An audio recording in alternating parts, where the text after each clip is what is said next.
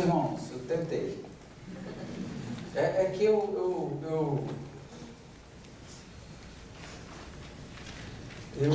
trabalho com universitários, trabalho com adolescentes. Na verdade, hoje eu estava até compartilhando, eu tenho perdido um pouco minha mão com adolescente, até porque eles são mais rápidos do que eu, né, em algumas coisas.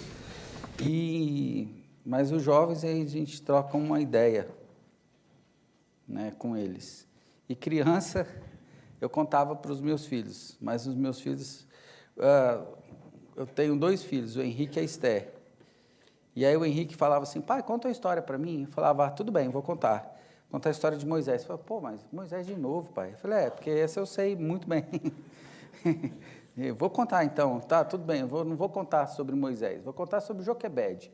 Joquebede eu não conheço. Aí eu fui contando, ele descobriu, mas calma aí, essa é a história de Moisés. Eu fiquei, porque Joquebede é mãe de Moisés. Aí ele falou, pai, mas assim não dá, né? E a Esther eu tenho uma história com ela muito interessante. A Esther, quando ela era pequena, eu fui convidado para pregar na igreja sobre a influência da mídia nos relacionamentos familiares. Eu falei, não sei por que eu fui convidado, até porque eu vou contar uma coisa para vocês. Eu gosto de televisão e gosto de videogame. Não sei jogar, mas eu gosto, tá? E aí eu aí eu estava preparando durante a semana, eu torço para o Flamengo. Tá, tudo bem, desculpa. Tá, é uma coisa que eu torço, eu gosto do Flamengo. E assim, eu então gosto muito de futebol, de assistir futebol. Joguei também muito futebol, mas agora não precisa explicar muito, né? Porque eu não jogo mais. Com esse tamanho, né? Não tem muito. Então aí eu sentado na televisão, assistindo o Flamengo jogar, o jogo estava apertado, 1-0 Flamengo, e o time estava atacando. E aí chega a Esther com a Dona Cabra e seus 7 cabritinhos, um livro na mão dizendo assim, tonta para mim. Eu falei, Deus, brincou, né? Tá brincando comigo, mas tudo bem, vai, eu vou contar, né? Aí eu lembrei, aí o Espírito Santo fala com você, ô filho, você não vai ter que falar sobre a influência dos relacionamentos, né, familiares, a televisão, tá, a mídia e tal. Eu falei, é mesmo, né? O Espírito Santo está falando comigo que eu tenho que dar um exemplo prático de que eu tenho que obedecer o que a Bíblia manda. E eu falei, então, filha, senta aqui, né? E assim, vou desligar a televisão, não vou deixar esse objeto nos atrapalhar. Eu desliguei a televisão e estou lá assistindo, contando a história. Contei uma vez, e aí, como toda boa criança, né? Ela fala assim, tonta de novo. Aí eu falei, não, aí já é tentação, né? Aí eu liguei a televisão, falei, eu vou contar, mas já com a televisão ligada para acompanhar aqui, né? Um olho na televisão, outro aqui no Dona Cabra e seus 7 cabritinhos. E aí, ela, né? Já terminei, e aí veio mais um brado de vitória por parte dela. Tonta de novo. Eu falei, meu Deus, não dá. Eu falei, vamos fazer isso. Aí, graças a Deus, Deus nos dá a esposa. Ela falou assim, vem cá, filhinha, a mamãe vai contar para você. E aí eu consegui, né? Contei essa história também no domingo, que eu fui pregar sobre, eu falei, aconteceu esse fato comigo, né? Mas não é sobre isso que eu queria compartilhar com os irmãos. Eu queria convidar os irmãos a abrirem suas Bíblias na Epístola de Paulo a Tito.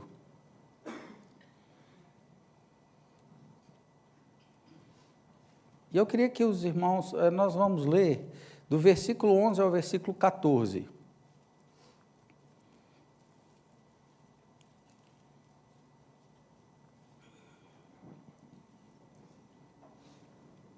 Tito capítulo 2, do versículo 11 ao versículo 14, assim nos diz as Sagradas Escrituras.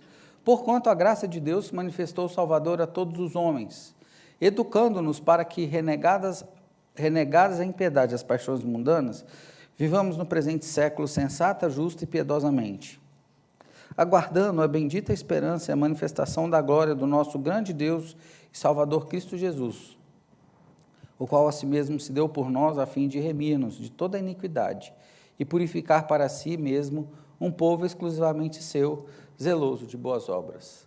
Vamos ter mais uma palavra de oração. Misericordioso Deus, eterno Pai, eu peço que o Senhor exerça sua misericórdia sobre a minha vida, nesse momento que é de compartilhar as Sagradas Escrituras com os meus irmãos aqui. Que a boa mão do Senhor possa me conduzir, esvaziando meu coração de toda arrogância, altivez, e enchendo meu coração com humildade, Senhor, para que de modo simples, objetivo, eu saiba, por intermédio da ação direta do Espírito Santo sobre a minha vida, compartilhar o que o Senhor tem para os nossos corações essa manhã.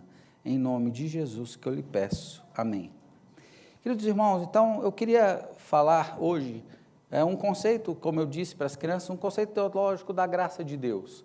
Mas eu queria que a gente pudesse, então, trabalhando com a epístola de Tito, ver como Paulo constrói esse conceito na epístola de Paulo a Tito.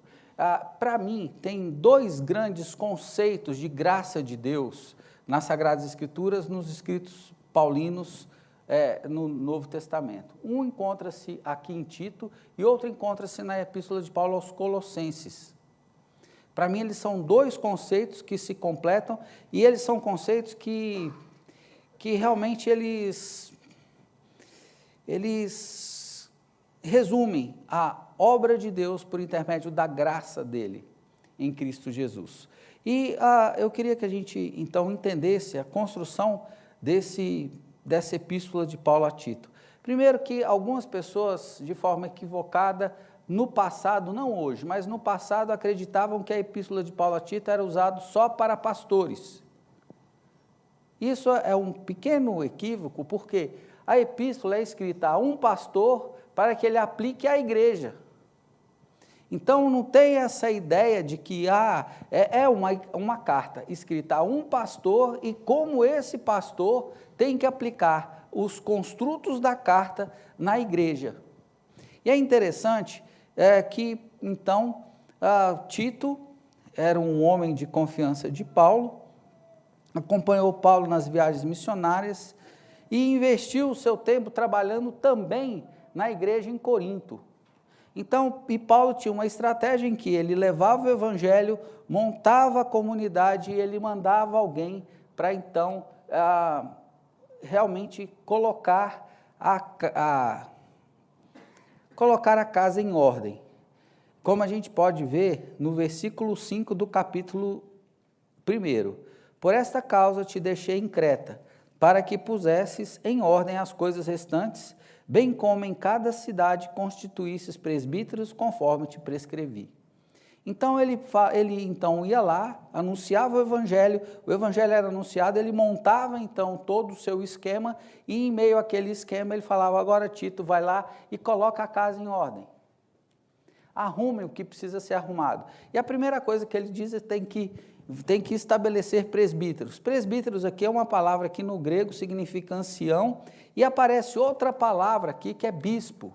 Bispo, em grego, significa aqui, nessa epístola, seria um supervisor. Por quê?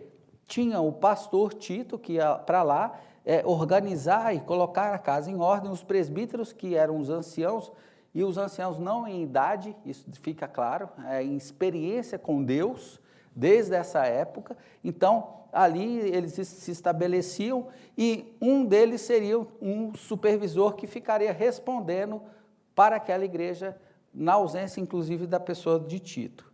Então, ele fala assim, olha, esse presbítero, ele tem características próprias. Alguém que seja irrepreensível. Marido de uma só mulher, que tenha filhos crentes que não são acusados de dissolução, nem são de subordinados, porque é indispensável que o presbítero seja irrepreensível como dispenseiro de Deus, não arrogante, não irascível. Irascível é uma coisa que... Irascível é uma palavra que me machuca muito, porque é aquela pessoa que tem o pavio curto, ou se irrita com muita facilidade. Não serve para ser presbítero nem bispo da igreja. Olha só como que é dura a palavra, né? Irascível, é aquele que fala assim, não, eu tenho estupim curto mesmo. Aí uma vez uma senhora chegou para mim, pastor, eu tenho estupim curto. Falei, minha irmã, em nome de Jesus, pede para o Espírito Santo de Deus alongar o seu estupim. Falei assim, Espírito Santo, alonga meu estupim, para eu ficar mais calmo, para eu ter mais o que queimar, para eu me relacionar. Claro, queridos, que eu vou dizer para vocês, o grande ponto aqui não é nem a característica que é a característica central aqui do bispo, do supervisor, é ser irrepreensível. Irrepreensível não é ser totalmente perfeito, é que as pessoas possam olhar e não ter do que o acusar. A ênfase aqui é irrepreensibilidade, ou ser irrepreensível.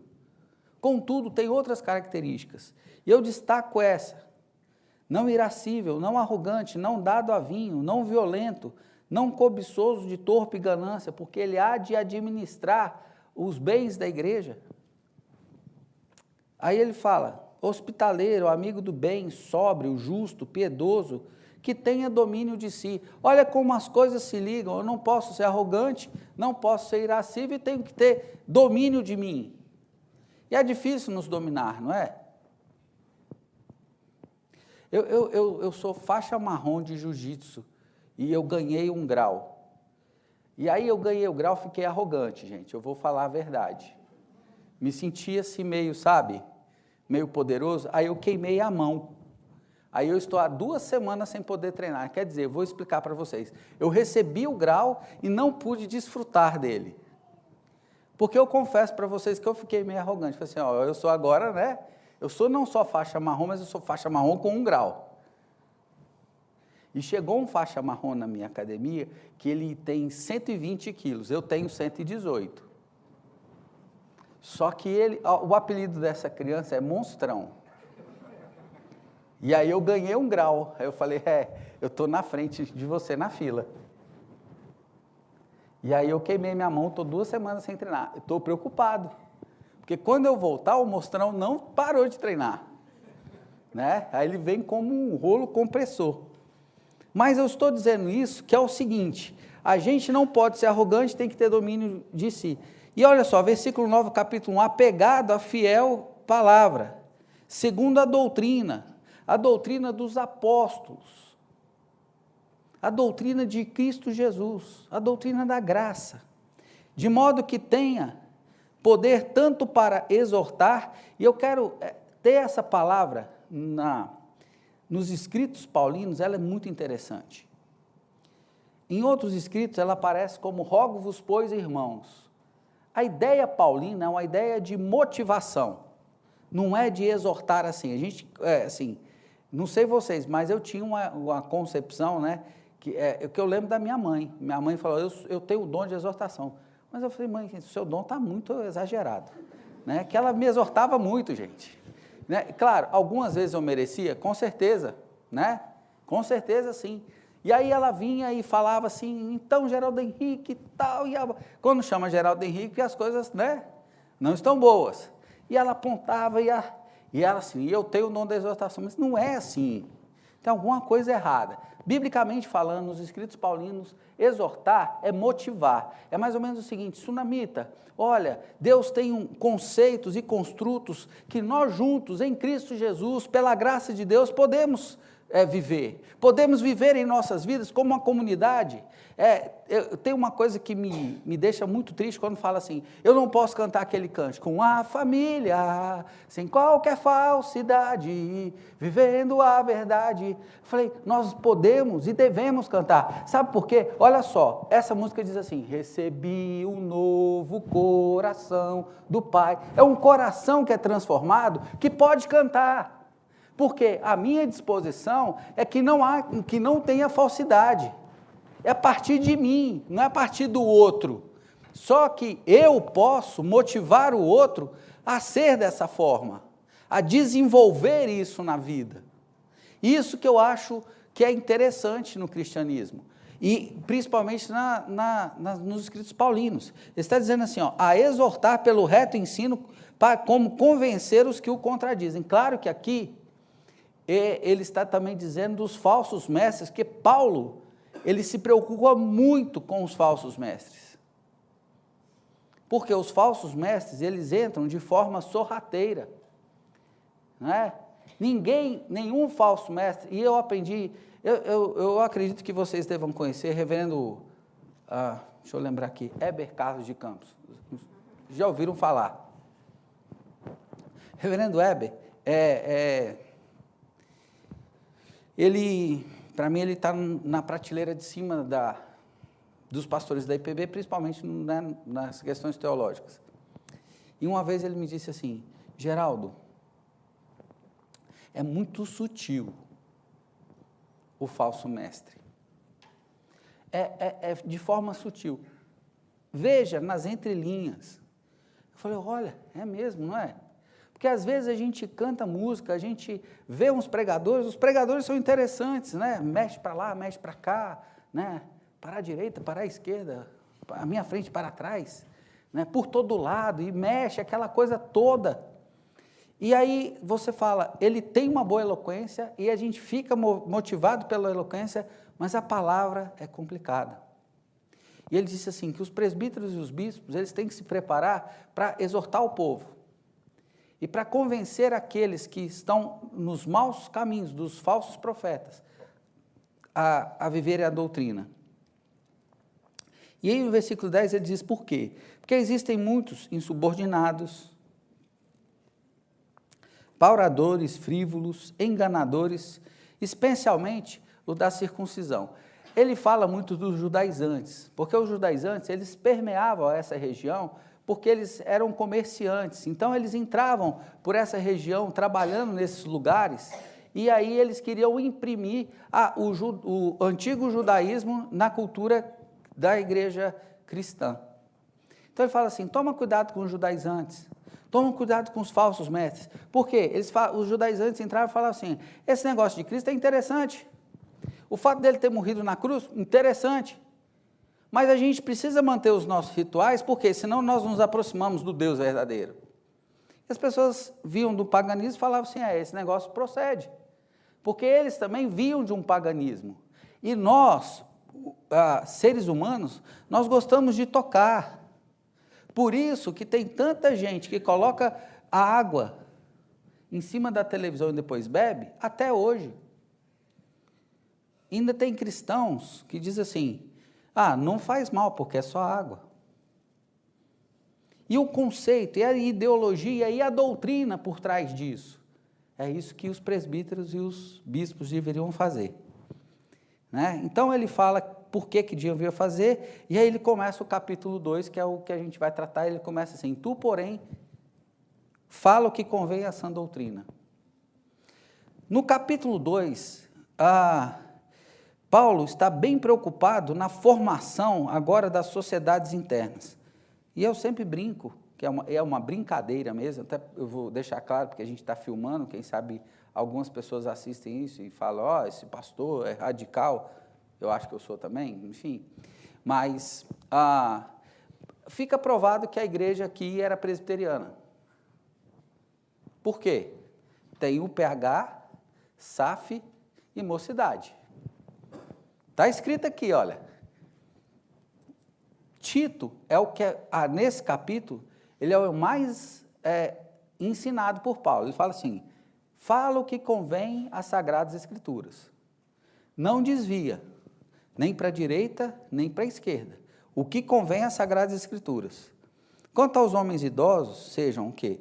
Temperantes, respeitáveis, não fala o quê? Para o PH. O PH tem que ser temperante, respeitável, sensato, sadio na fé, no amor e na constância. O que é isso? Sadio na fé, no amor e na constância é porque o homem que seria um bispo e um supervisor em potencial não pode ser inconstante na fé. Um dia eu acredito, outro dia não. Um dia eu estou salvo, outro dia não. Um dia eu vou para a igreja, outro dia não. Um dia eu sou assim, outro dia não. Tem que ter constância na sua vida, de fé e amor.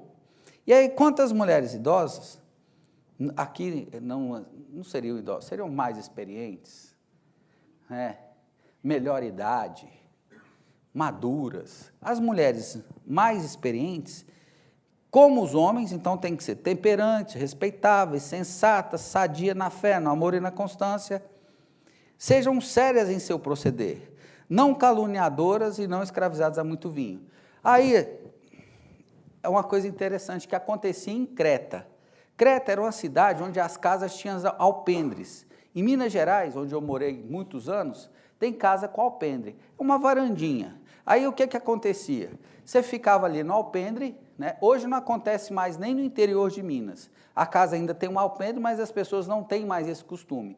Mas a gente ficava sentado no alpendre, né? Tomando um café com bolo de fubá, pão de queijo, bolo de amendoim. Né? Em Minas, gente, o pessoal gosta de comer bem. E aí a gente conversava sobre a vida, sabe? Em Creta tinha o mesmo hábito. Só que as mulheres se reuniam para quê? Para fazer fofoca. Era um costume. Então sentava no alpendre e ficava assim, então, né? Fulano, né? Então, lembra de fulano? Então, a filha dela e tal, ia discorrendo sobre a vida, né? E aí é uma coisa que eu sempre alerto às igrejas, que é o seguinte: você sabe, meus irmãos, que crente não faz fofoca, faz pedido de oração. A gente tem que tomar muito cuidado com isso. Muito cuidado com isso. Porque as pessoas falam assim, então, ó, eu queria orar eu vou falar Sunamita porque é que eu conheço, né? Mas assim, sei que ela não vai me enforcar depois do culto. Mas assim, então, a irmã Sunamita, né? Então, vamos orar por ela, porque eu sei que ela está tendo um probleminha com Everton, tal. E é complicado, né? Porque é um casal tão bonito, mas vamos orar. Quem mandou fazer qualquer comentário? Ora, entendeu? Ora, não foi mandado. E aqui era um costume. E Paulo fala às mulheres, olha, não sejam caluniadoras, não sejam fofoqueiras. Só que aí, alguns machistas dizem assim, viu, Paulo falou para a mulher não ser fofoqueira. Mas no Antigo Testamento, os homens já são exortados. Por quê? Uma ocasião que um tal de Doeg era fofoqueiro e trouxe um grande mal para o reino. Então, os homens aí não fiquem felizes, porque no Antigo Testamento a gente é exortado para não ser fofoqueiro. Aqui aparece por quê? Contexto. Então, assim, não façam fofoca, não sejam dados ao vinho, sejam mestras do bem, por quê?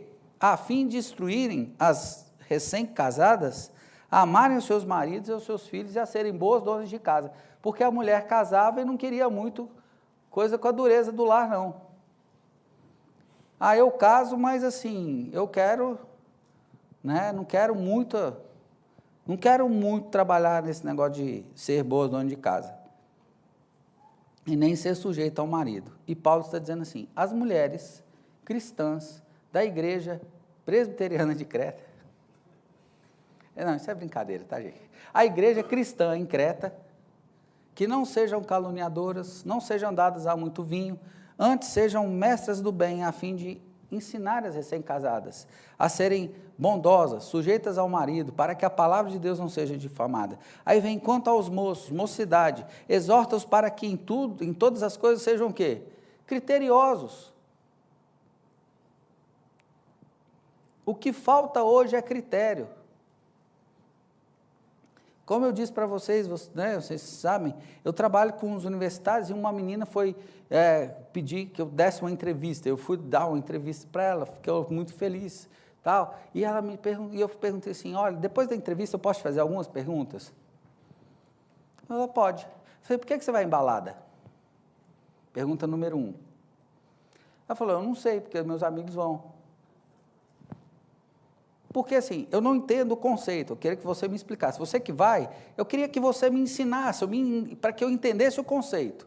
Eu falei, olha só, o conceito é esse, você escuta um mundo, aquele barulho, você não consegue conversar, e fica meio, né, e aquela coisa esquizofrênica na sua mente, e você lá não consegue conversar, por que você vai? Não sei. Mas eu vou porque todo mundo vai. Qual que é o critério? 0. E aí que Paulo fala, Paulo não fala para você ir, não ir. Ele fala para que você crie critérios. Tenha critérios. Quanto aos moços, criem critérios. Critérios para quê? De avaliação. Gente, a psicologia faz isso. Tem 3 perguntas que a psicologia faz. Eu quero, eu posso, eu devo. Então, eu quero fazer isso? Quero. Eu quero ir no tuts, tuts, tuts, tuts. Eu quero ir. Eu posso ir? Eu posso ir. Eu devo ir. Porque, queridos, hoje, eu vou ser bem claro, a única coisa que tem uma ideologia clara é o cristianismo. Nada mais tem ideologias claras. Eu vou falar para vocês, em 1990, eu tinha 17 para 18 anos, eu votei no Lula. Eu era partidarista, usava a estrela do PT, porque eu acreditava no ideal. Acreditava. E aí, quando eu comecei a perceber, aí meu pai falou assim, você não está sendo muito esperto, vamos conversar. E ele conversou comigo. Aí eu votei em Fernando Henrique Cardoso. Mas eu quero dizer para vocês, por que ele falou assim, como, assim, na década de 80, final da década de 80, início da década de 90, como você podia conceber que o vice-presidente do governo do PT seria do PMDB? Não tinha, dentro da cabeça, não tinha como você concatenar isso. E é o que acontece hoje, porque falta ideologia. Eu fui criado em Brasília. Eu tinha amigo punk. Amigo meu punk não usa celular, porque isso é capitalismo. Aqui na Avenida Paulista, a gente vê um monte de punk com iPhone. Eu falei, gente, quebra o ideal. Você tem que ser radical, mano. Quebra tudo. Tem que ter ideal. O único ideal que nós temos, com certeza, é o cristianismo, porque a gente fala que uma cruz vazia representa a salvação para a humanidade. Olha como que é interessante, uma cruz vazia, um Cristo ressurreto. Isso é um ideal. Mas vamos lá, queridos. Aí ele fala aí ele dá uma chamada de atenção em Tito. Ele fala assim, você fala o que convém, torna-te pessoalmente padrão de boas obras, no ensino mostra integridade, reverência, linguagem sadia e irrepreensível. Viu como ele se preocupa com ser irrepreensível? E ele vai falando para Tito. Ele fala, quanto aos servos, que sejam tudo obedientes ao seu Senhor, dando motivos de satisfação, não sejam respondões, não furtem, pelo contrário, deem prova de toda a fidelidade, a fim de ornarem em todas as coisas a doutrina de Deus, nosso Salvador. Estudando um livro de John Stott, ou lendo de novo um livro de John Stott, ele tem uma frase que diz o seguinte, nossa vida pode adornar ou desacreditar o Evangelho.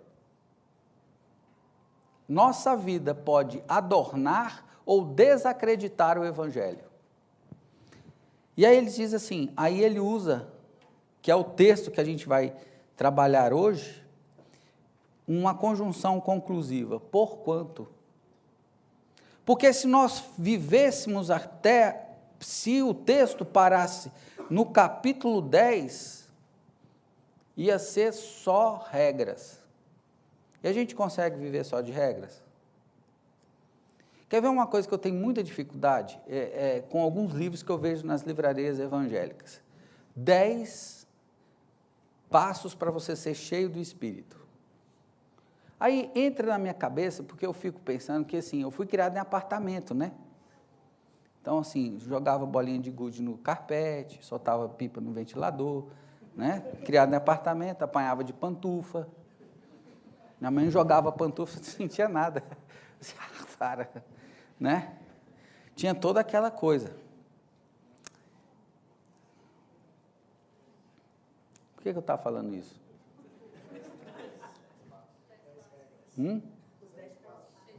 Então, que eu fico pensando, 10 passos para ser cheio do Espírito Santo.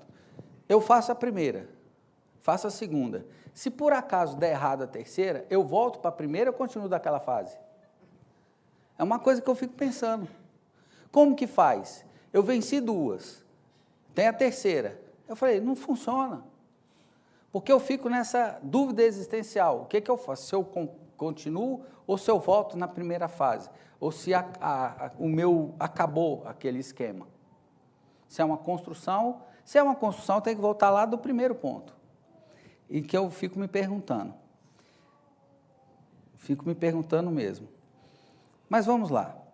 Porquanto a graça de Deus se manifestou Salvador a todos os homens. Eu queria 3 grandes conceitos que mostram que a nossa fé não depende, nós temos um padrão comportamental, nós temos uma lei a ser seguida, mas nós temos que nos firmar em uma coisa que a gente tem, chama promessa. É interessante que a promessa, esse construto da promessa, ela é interessante, porque a promessa começa com Abraão. Então a promessa vem antes da lei. A lei vem com Moisés, mas Cristo, o que ele faz? Ele faz com que a lei seja indispensável, contudo ele volta o retorno à promessa de Abraão. Então existe promessa, lei, promessa, que torna a lei indispensável. E aí é o seguinte, quando eu entendo o conceito graça de Deus, na verdade, eu tenho uma fé que transforma.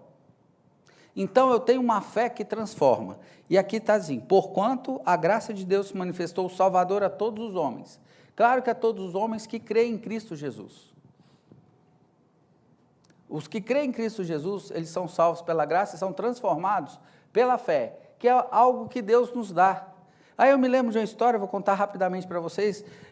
Lembre-se, vamos visualizar aqui, Baixada Fluminense. Um pastor de estatura mediana, 1,55 m, 1,60 m. O cara é evangelista. E ele chega na igreja e fala assim, hoje à noite vai ter um culto de evangelização aqui. E eu vou pregar sobre a graça de Deus. E as coisas vão acontecer aqui essa noite. Mas nós vamos fazer o seguinte, antigamente nós fazíamos isso. Nós saímos na rua, todos de terno e gravata, distribuindo convites para ir à igreja à noite. Então, Baixada Fluminense, um lugar bem tranquilo e ameno. Então, eles foram para a Baixada Fluminense, lá, e tinha um lugar assim, vou descrever o local.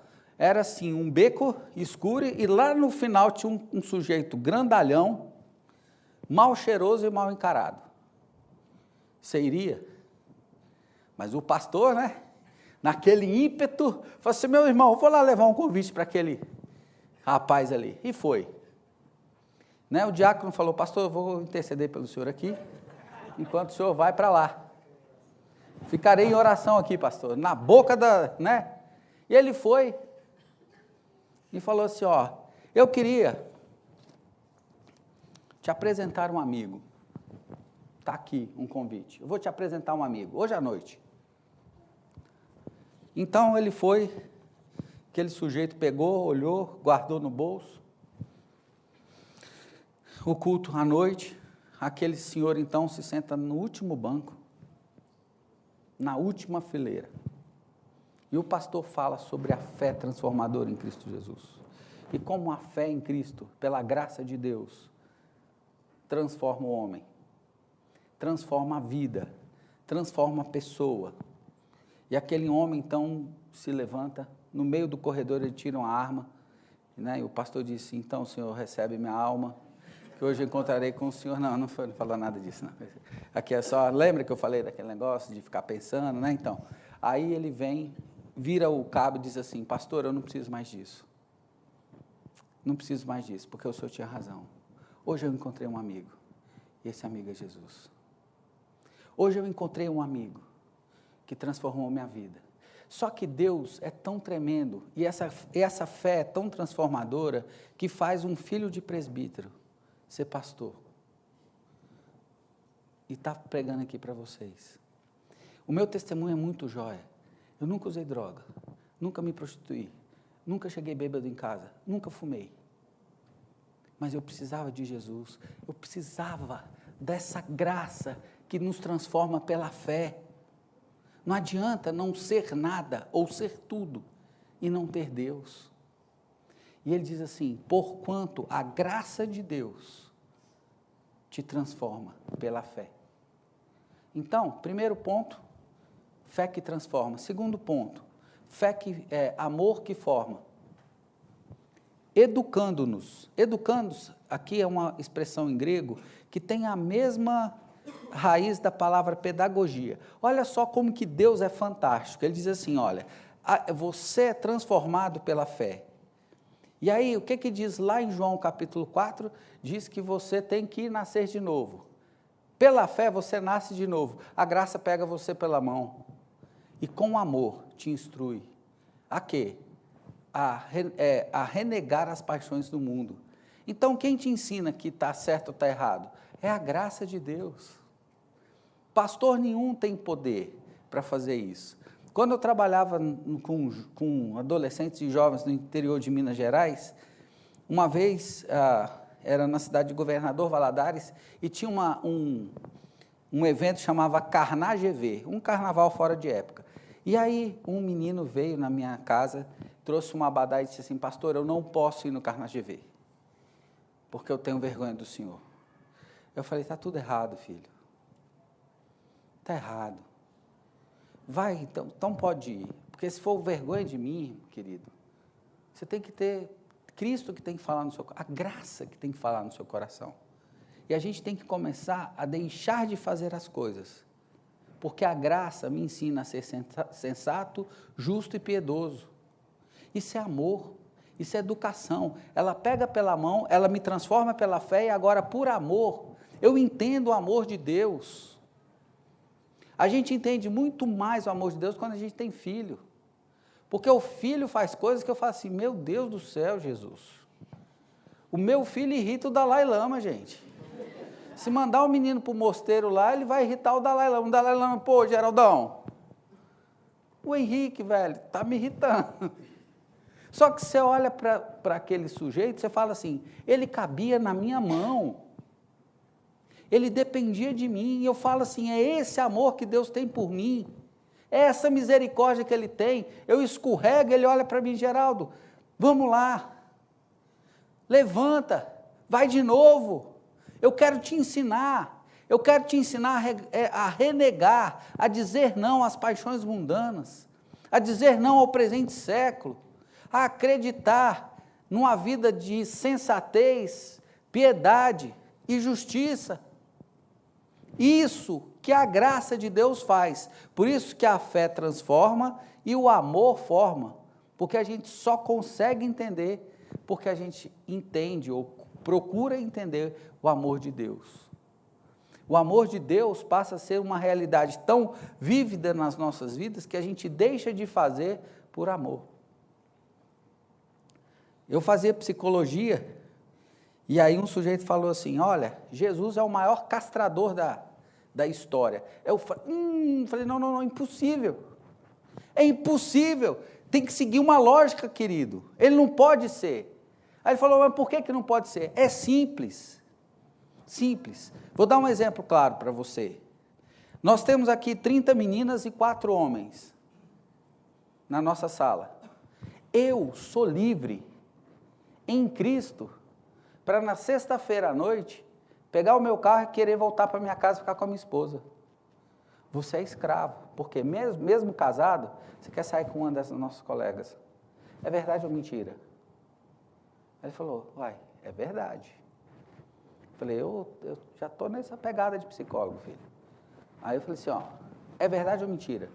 Se eu pegar uma garrafa de cerveja e virar aqui, o que você faz? Eu falei, eu me jogo embaixo porque eu não posso perder esse líquido sagrado.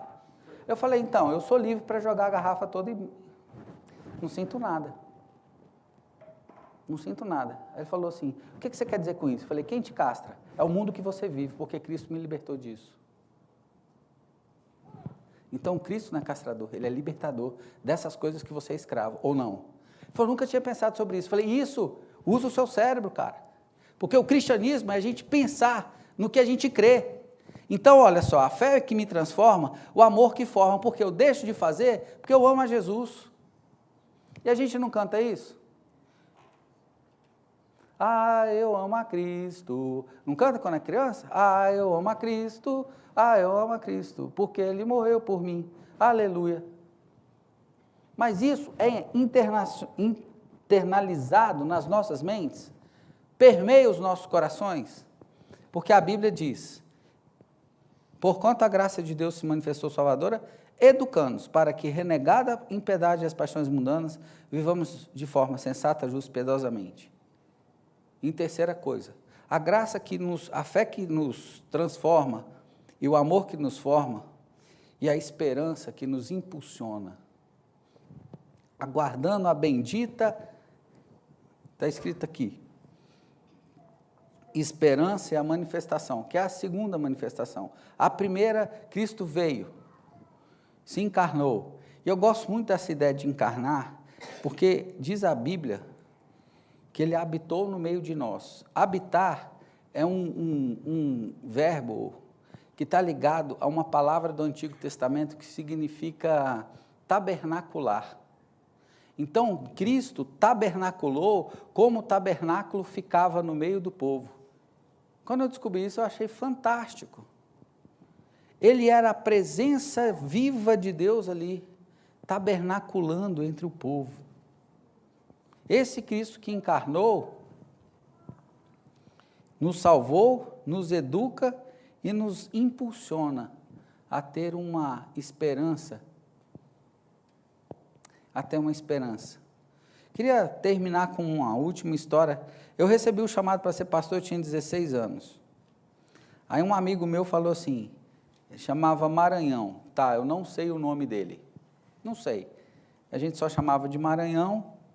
E ele falou assim, aí tinha um pigarro, não sei porquê. Ele falava assim, aí ele me ligou, Geraldo, eu fiquei sabendo que você vai ser pastor? Eu falei, claro, eu vou ser pastor. Ele falou, então você acredita em céu? Eu falei, irmão, olha só, Maranhão, vamos pensar. Se não existir céu, o que eu vou estar perdendo? Nada, por acreditar. Nem você por não acreditar. Mas e se existir? Você vai para o inferno. Que isso, rapaz? Vai, rapaz, olha só, é lógica. É lógica. Existe céu e inferno. Eu acredito no céu. Você não acredita. Logo, se existir, você vai para onde? Para o inferno. Nós vivemos impulsionados pelo fato de sabermos que vamos para o céu. Nós pregamos o Evangelho porque somos impulsionados pela esperança de vida eterna. Queridos, é a esperança que nós temos, ela leva a pessoa à vida eterna. Você já pensou nisso? Toda vez que eu prego o Evangelho, toda vez que eu falo do amor de Deus, eu falo assim, eu estou oferecendo eternidade para aquela pessoa. E eu não desejo para ninguém o inferno. Para ninguém. Se eu tivesse um grande inimigo, né, eu não desejaria nem para ele, mas eu não tenho um inimigo. Não tenho. Mas se eu tivesse, nem para ele eu desejaria. E é isso que nos impulsiona. Só que eu queria que a gente desenhasse isso na nossa mente essa manhã. A fé que transforma é a fé que pelo amor nos forma e pela esperança nos impulsiona. A quê? A levar o Evangelho. Eu gosto muito dos hinos tradicionais. Um hino que eu gosto muito é um pendão real vos entregou o rei. Sabe, quando eu canto esse hino, eu me sinto um soldado. Sabe, assim, Deus me entregou um pendão. Para quê? Para anunciar esse Evangelho de graça. Evangelho de amor. Evangelho de esperança. O mundo vive hoje sem esperança nenhuma. E nós temos uma esperança que eles podem desfrutar. Por isso que eu gosto tanto desse conceito. A fé que transforma, o amor que forma e a esperança que impulsiona. Que a gente possa pensar sobre isso. Que nós precisamos adornar as nossas vidas com o Evangelho, para que o Evangelho seja pregado por meio das nossas vidas. Uma coisa que a Sunamita sabe disso, o sofrimento que eu tenho quando eu não consigo viver o Evangelho. Eu tenho um hábito, e esse hábito desde 1990, eu leio a Bíblia toda de forma devocional durante o ano. Quando chegam os evangelhos, eu fico um pouco deprimido. Que eu falo assim, eu estou longe, mas eu quero, Senhor. Eu quero viver esse evangelho. E aí a graça fala aos nossos corações. Que a boa mão do Senhor possa abençoar as suas vidas e que vocês possam, a cada dia, desenvolver a fé, desenvolver um amor, impulsionados pela esperança. Vamos orar? Pai de amor, muito obrigado por esse dia, pela Tua palavra, porque a Tua palavra, Senhor, fala aos nossos corações, apesar de nós mesmos. Muito obrigado porque o Senhor nos abençoa e nos guarda. Muito obrigado porque em Cristo Jesus, a graça de Deus se manifesta salvadora, formadora e impulsionadora até a volta de Cristo. Que o Senhor nos abençoe em nome de Jesus. Amém.